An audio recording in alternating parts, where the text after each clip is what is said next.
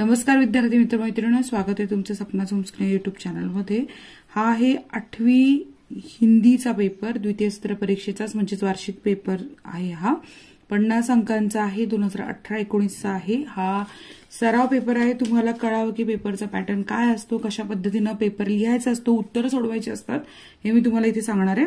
प्रश्न पहिला आहे, निम्नलिखित परिच्छेद पढ़कर सूचना के अनुसार कृतियां कीजिए। परिच्छेद आपण वाचूयात।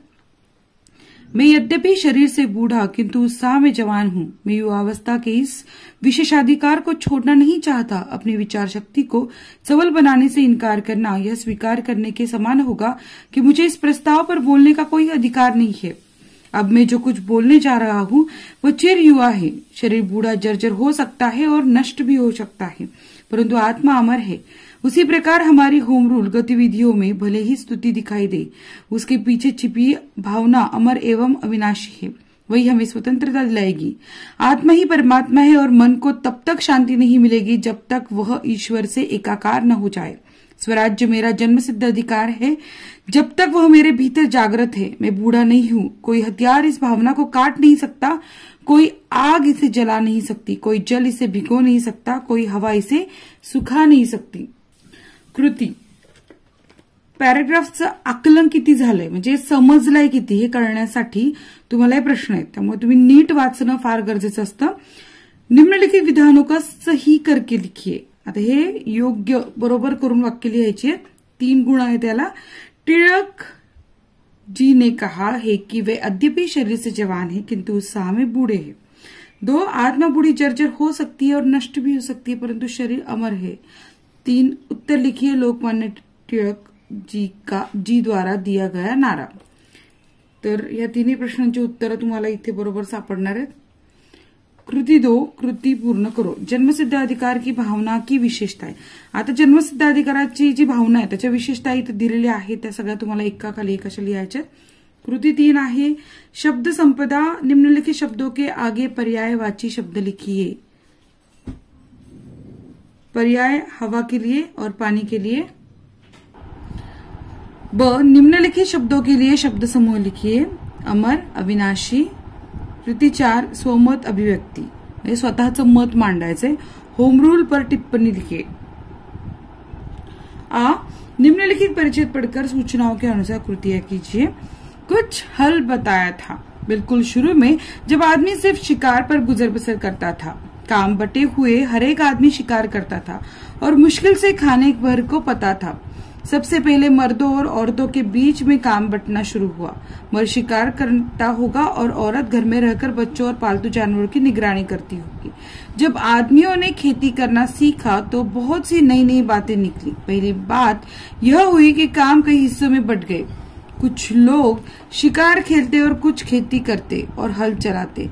जो जो दिन गुजरते गए आदमियों ने नए नए पेशे सीखे और उनमें पक्के हो गए। खेती करने का दूसरा अच्छा नतीजा यह हुआ कि गांव और कस्बे बने, लोग इनमें आबाद होने लगे। खेती के पहले लोग इधर उधर घूमते फिरते थे और शिकार करते थे। उनके लिए एक जगह रहना जरूरी नहीं था, शिकार हर एक जगह मिल जाता था। इसके सिवा उन्हें गायों, बकरियों और अपने दूसरे जानवरों की वजह से इधर उधर घूमना पड़ता था। इन जानवरों के चराने के लिए चरागाहों की जरूरत थी। कृती आकलन कृती। प्रत्येक पॅराग्राफ नंतर तुम्हाला किती समजले यासाठी अशा कृती असतात। इसके लिए 2 अंक है।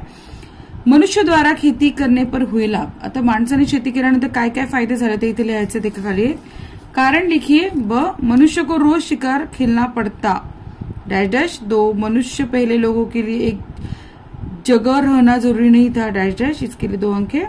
कृती 2, आकलन कृती। उचित जानकारी लिखिए। काम का विभाजन इनमें हो। कोणाकोणामध्ये कामाची विभागणी झाली ते लिहायचंय, 1 गुण। ब, निम्नलिखित विधान सही करके लिखिए, 2 अंक। औरत घर में रहकर बच्चों और बूढ़ों की निगरानी करती होगी। इन जानवरों को चराने के लिए खेती की जरूरत थी। कृति 3, शब्द संपदा। अ, शब्द समूह के लिए 1 शब्द लिखिए। जानवरों को चराने की जगह, 1 अंक। ब, विलोम शब्द लिखिए। अच्छा, आबाद, 1 अंक। क, परिच्छेद में प्रयुक्त शब्द युग्म लिखिए, 1। इसके लिए आपको 4 लिखने हैं शब्द युग्म। कृती 4 है स्वमत अभिव्यक्ती। इथे तुमचं मत मांडायचं आहे, 2 अंक इसके लिए। कृषि क्षेत्र में लिए गए नए प्रयोगों से होने वाले लाभ लिखिए. म्हणजे कृषी क्षेत्रामध्ये काय काय नवीन प्रयोग झाले त्याचे फायदे लिहायचे. प्रश्न 2 निम्नलिखित पद्यांश पढ़कर सूचनाओं के अनुसार कृतियां कीजिए.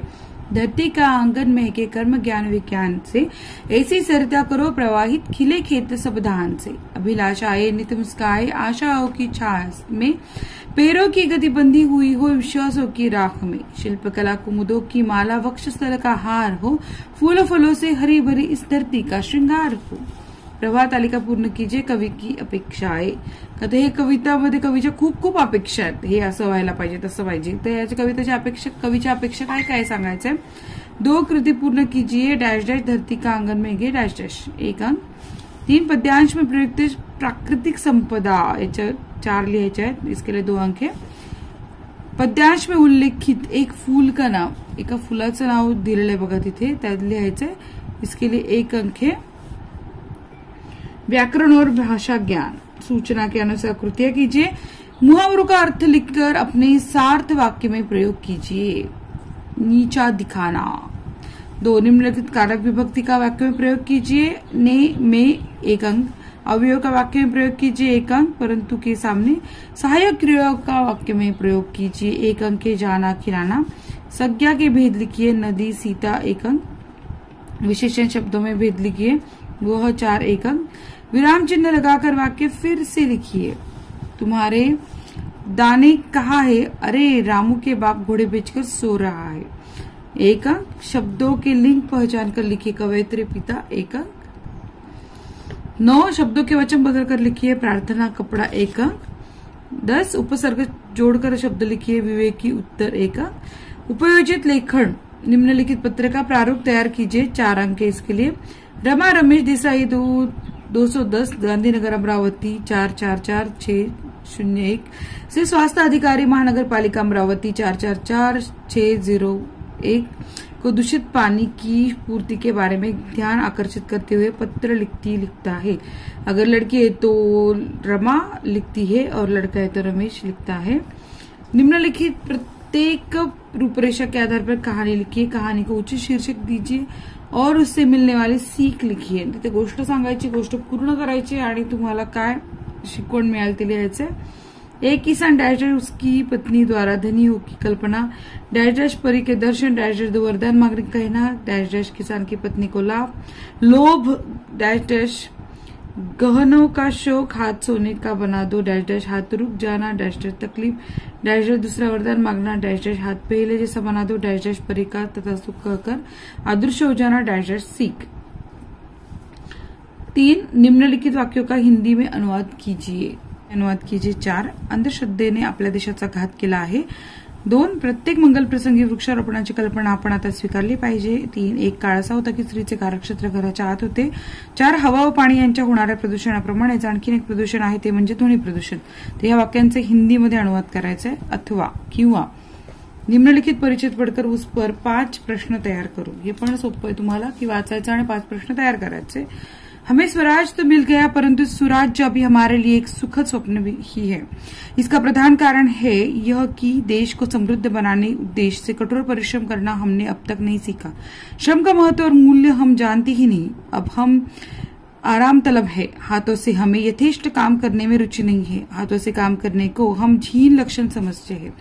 हम कम से कम काम द्वारा जीविका चाहते हैं. हम यही सोचते हैं कि किस तरह काम से बचा जाए. यह दूषित मनोवृत्ति राष्ट्र की आत्मा में बैठ जाती है और वहां से हटती नहीं. यदि हम इससे मुक्त नहीं होते और आज समाज में हम जितना पा रहे या लेना चाहते उसे कई गुना अधिक उसे अपने कठोर श्रम से नहीं देते तो देश आगे नहीं जा सकता और सुराज्य में परिणित नहीं हो सकता. तो या वाक्यावरती तुम्हाला 5 प्रश्न तयार करायचे आहे आणि प्रश्न असे करायचे की ज्याचं उत्तर फक्त एका वाक्यातच असेल असे प्रश्न. त्यासाठी 4 गुण आहेत. तर इथेच आपली ही प्रश्नपत्रिका संपली आहे. भेटूयात नेक्स्ट व्हिडिओमध्ये.